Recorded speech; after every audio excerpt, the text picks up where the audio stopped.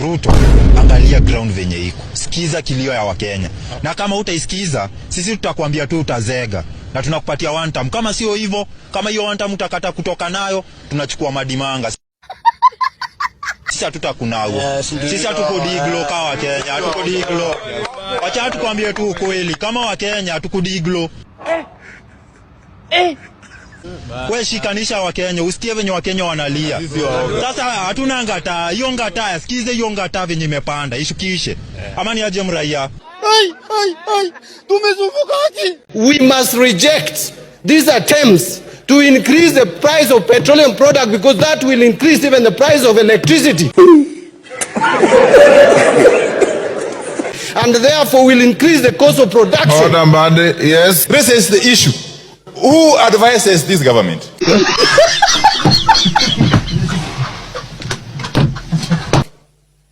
Who are the real advisors? In terms of economics, in terms of finance management. Leave alone politics. Politics we can deal with later. But who? Toka. Stupid. Mafuta imepanda juu, mimi mwenye nafanyia 150. Fare natumia ni 8 bob.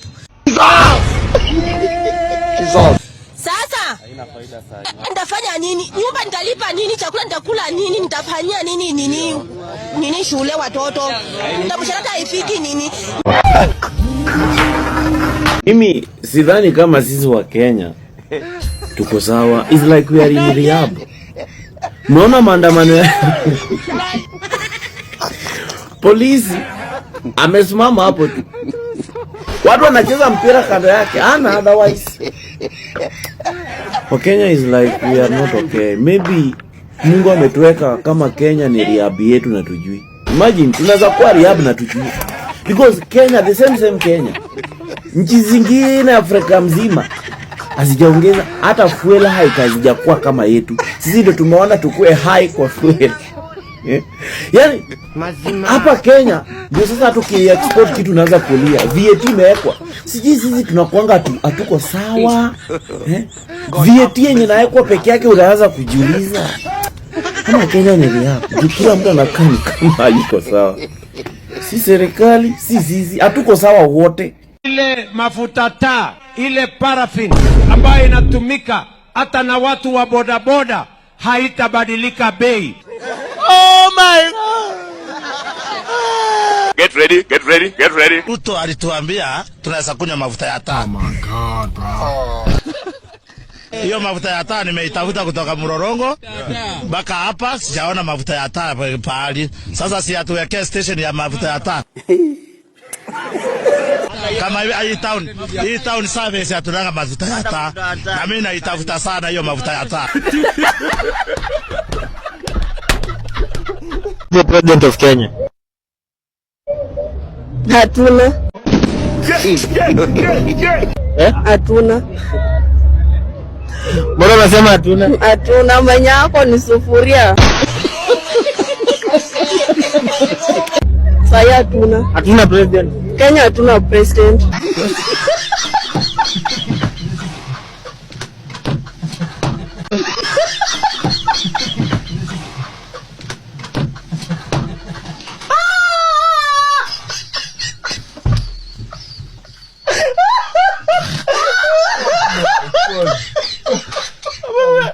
Waweka tu 500 mara moja wawachana na sisi. Si wakifanya kampeni walikuwa wanajifanya ati vile wanajali sana wananchi wa kawaida. Sasa nini imechange?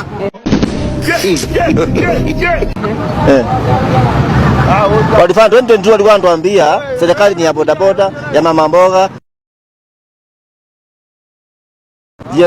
Sasa wewe umeona mtu, Kasongo kuja hapa. Okay. Walisema hii serikali ni ya aso, ni ya asora. Wewe kuna mahali umeenda kwa asora kwa serikali? Mafuta inatumika kwa kila mtu, mafuta ina affect all the things. Hiyo ni ukweli. Kama alivyosema. Mwananchi wa kawaida anatumia na ndio wanapandisha wakisema ati ni vita. Kwani sisi tunapigana huko Middle East?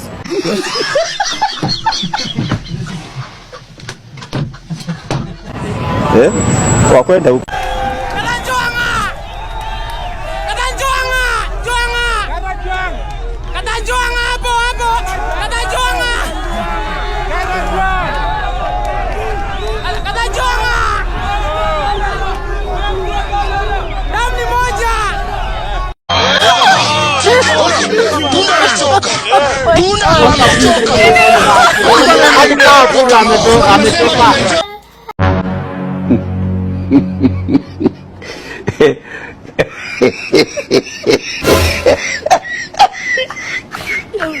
Gavana, tafuta mahali ya kununua mashini ya kutengeneza chapo 1,000,000. Ninunue mashini ya kutengeneza chapo. Na nimekubali nitamnunulia mashini ya kutengeneza chapo.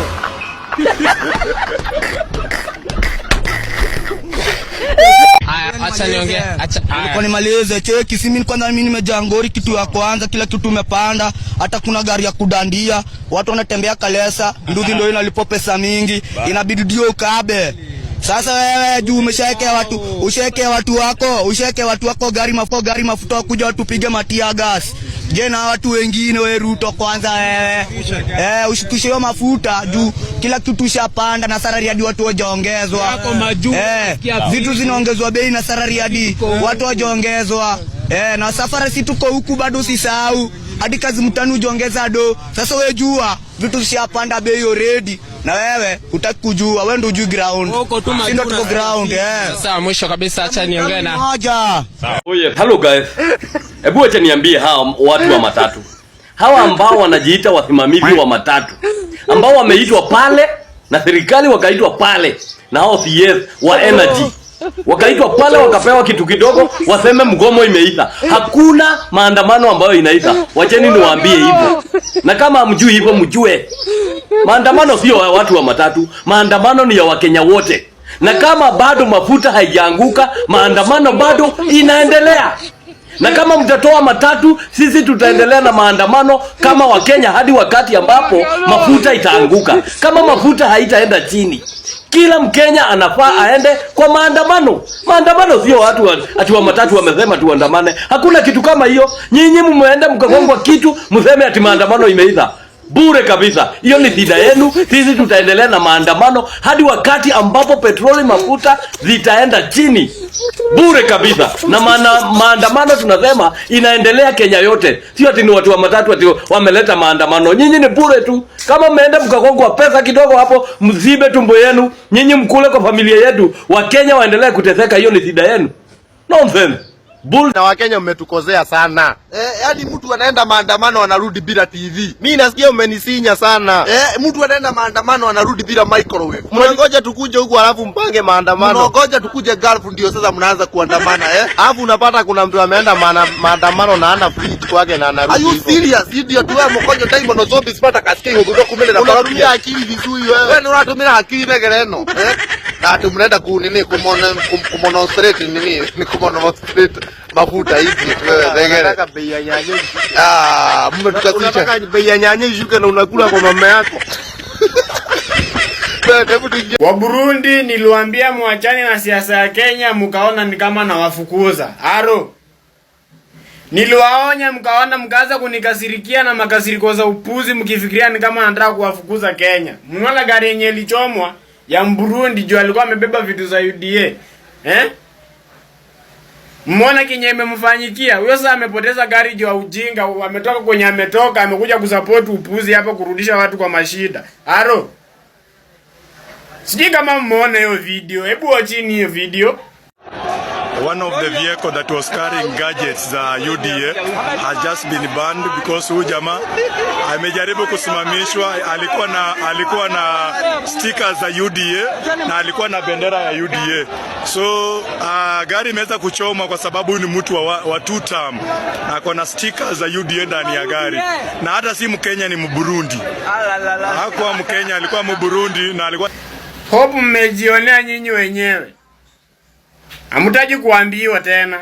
Hata kwa line msipatikane.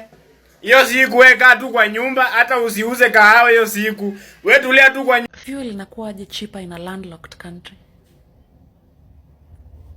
Hiyo nchi haina access to a port, haina access to mahali meli zimebeba mafuta zinafika. They have to pass through our country to get to their country, na huko ni cheap kuliko kwetu.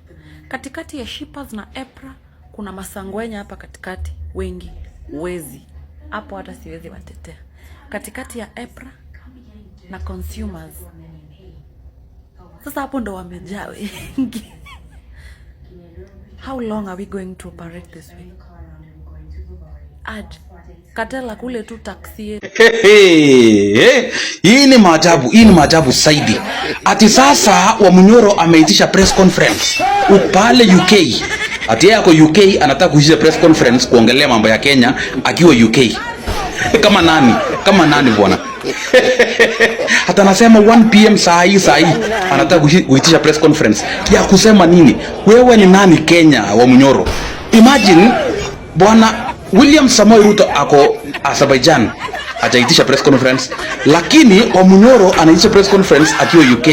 Na shangaa anaitisha press conference kama nani, Mr. Dorcas? Kama nani? So guys, kama hamjasikia story, the Matatu Association wamesema hiyo strike haikuwa leo peke yake, that strike will continue until fuel prices go down. Alafu ninapata watu kwa comment section wakwati, no, they should allow us to go to work tomorrow. They should... What? Wawe, muache mchezo bwana, muache. Mujue, we need to have an economic strike in this country. We need to starve this government. Ndio wajue ni sisi tunalipanga taxes. They need to know ni sisi ulipa hizo taxes. Na tusiponunua hiyo mafuta, hata ipandisha na 100 na hatununui haitawasaidia. You get me? Because si ati zenye hiyo mafuta ilikuwa 130, hakukuwa na tax. Kulikuwa bado na tax. So mafuta imeongezwa kwa nini? Taxes ndio zinaongezwa. Unani guess? So in short, the government tunatajirisha. Now we have seen with this government over and over again that our taxes will never help us. Or rather, they have never helped us. So, I want to kusema si mungeandamana tu peacefully. See my shop, guys.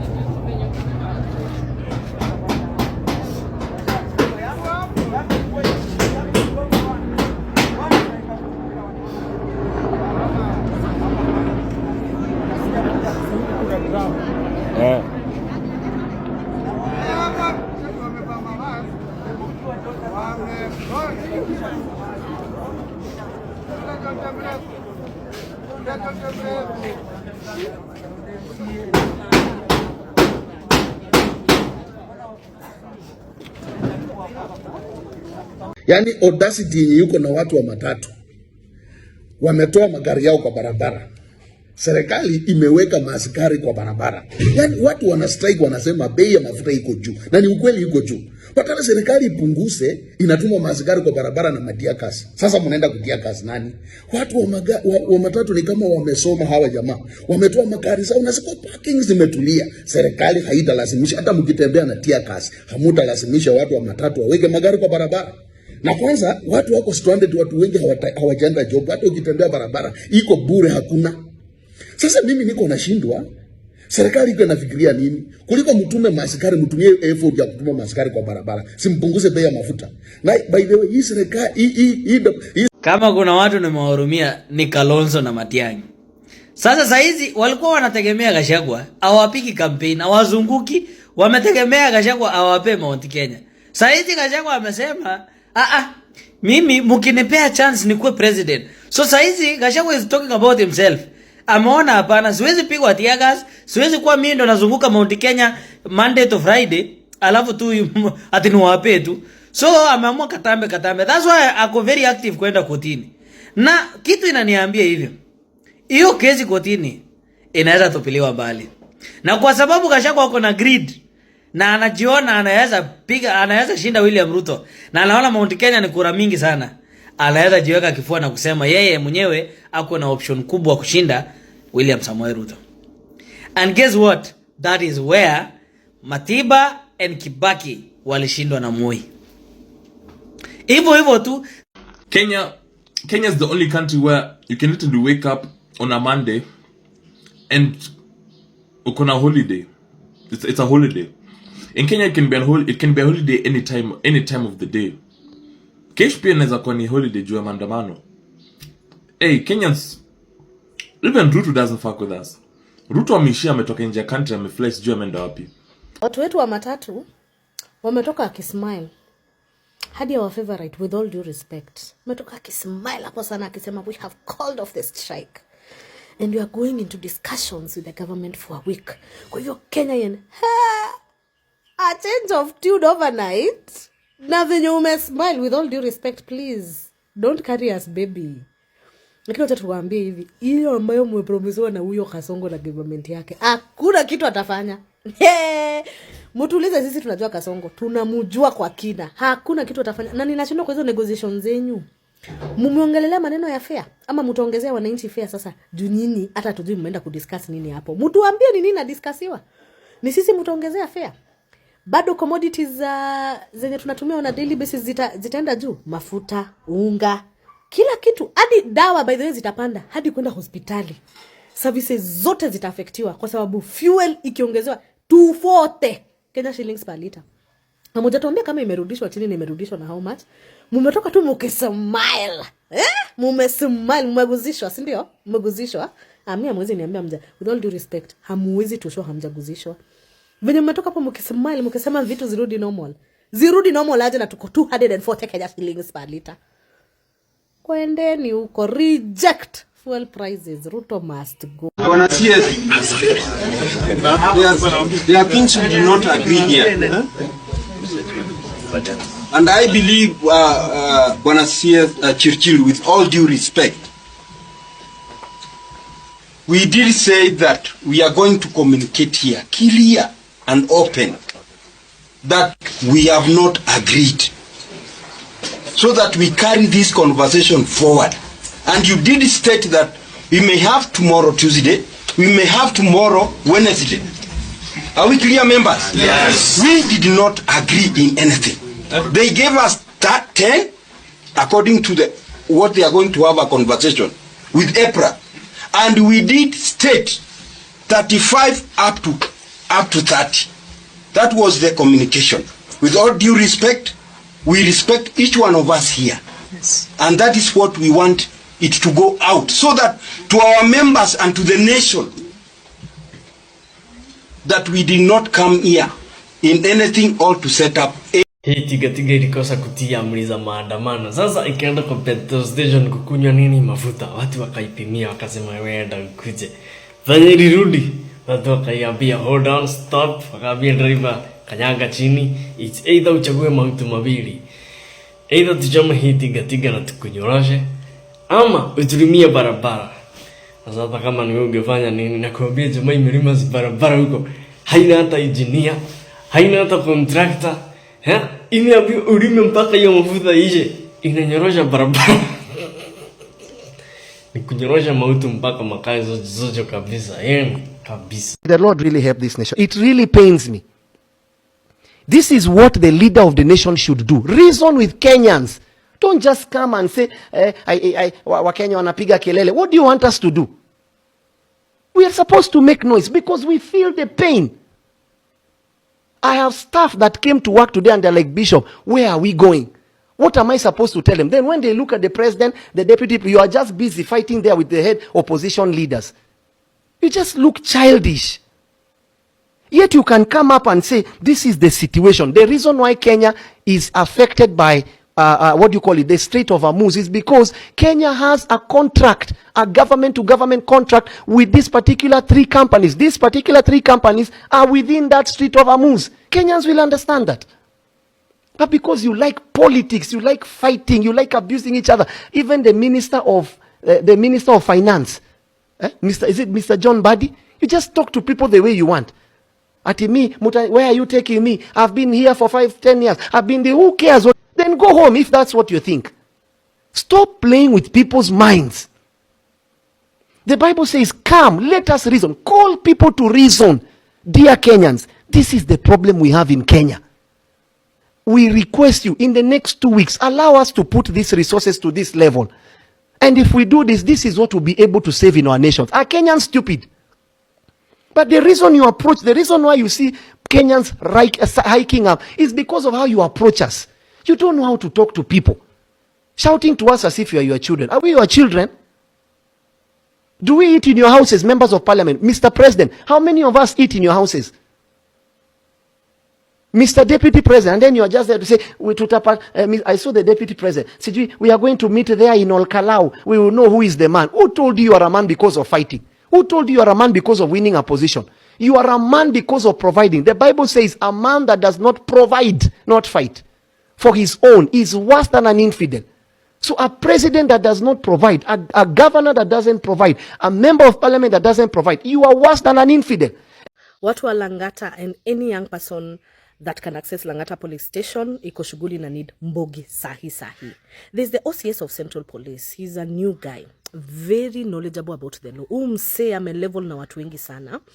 And especially because he understands when the government is trying to force their way, and especially in arresting protestants, in arresting young people, in arresting anybody that should not be arrested. So, I released 64 people that were arrested unlawfully over protests za jana za fuel. Akawa release because at the end of the day, hakuelewa kwa nini wamearrestwa na wamearrestwa the wrong way. Today he's been arrested. They've arrested him for doing that. Na wamempeleka Langata police station. You know how your government is. It doesn't like reasoning with anybody that uses the brain and wants to follow the rule of law. They are a lawless government. And so they've arrested him, wamempeleka pa Langata police station. Lawyers are mobilizing themselves to go and stand with him. Please, fikeni hapo and let us show the government that we are going to protect people who understand the importance of standing with the rule of law. Anaitwa Ango. Sasa Wakenya, mimi ningependa kukuambia kitu. Na cheki sasa hii pale tumefika. Sasa ndio viongozi wanagiukana wenyewe kwa wenyewe, wanagiukana. Mtu unapata alikuwa kwa hii chama anaruka anaenda hii chama ingine kwa sababu mtu anaangalia pali kunaweza kuwa na kanini, yani ka opportunity, yani mtu anaona kuna place yenye anaona kunaweza kuwa na nafasi, anaona hii chama iko na uwezo. Hivyo sasa hii viongozi sasa hivi wanarukana hivyo sasa hivi. Kila mtu sasa hivi anajifikiria. Sasa hivi kila mtu hapo hivyo sasa hivi viongozi wote. Sasa ni sisi wananchi wa Kenya tujue ni nani ndio nani, sawa? Sasa hivi tunafaa kufikiria hivyo sisi wenyewe. Na si ati tukuje tuambiwe na kiongozi fulani, ati lazima kiongozi fulani ndiye amuunge mkono, ati ndiye akue. Unacheki? Ati lazima aungwe na kiongozi fulani mkono. Hapana, tusikubali kitu kama hiyo. Sisi wenyewe wa Kenya tuchague mtu mwenye anatufaa. Tumweke hapo. Si lazima apewe handshake ati na mtu yoyote. Ati ndiye sasa ati amempatia sasa ati njoo ndio kusema. Yeye ndiye anaweza sema huyu akwe rezo na tumchague akwe rezo. Hapana. Sisi wenyewe tuchague mtu mwenye tunaona ni rezo. Hivyo sasa ndio itakuwa fiti. Mimi naona hivyo. Lakini si ati tuambiwe ati sasa ati mchague huyo. Ati mtu anatuambia sasa ati mchague huyu ndiye atawezana na nyinyi sijui nini. Hapana. Sisi wenyewe tufikirie mtu tunachagua, sawa? Msijaribu kufaili hapa vile nimewaambia.